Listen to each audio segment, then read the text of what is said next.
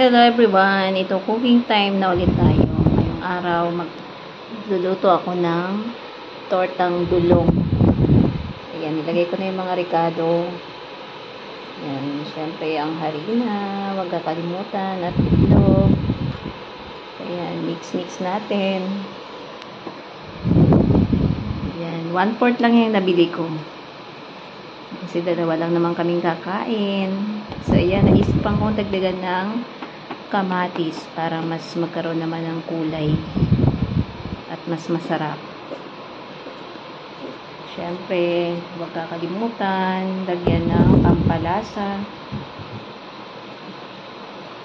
asin.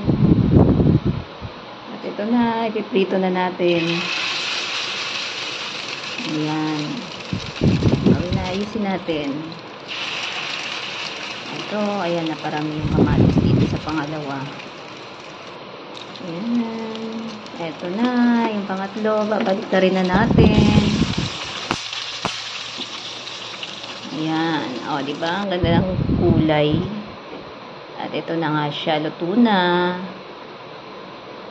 Ayan. Makaparami na naman ng kain. Ito na po lahat ng aking niluto.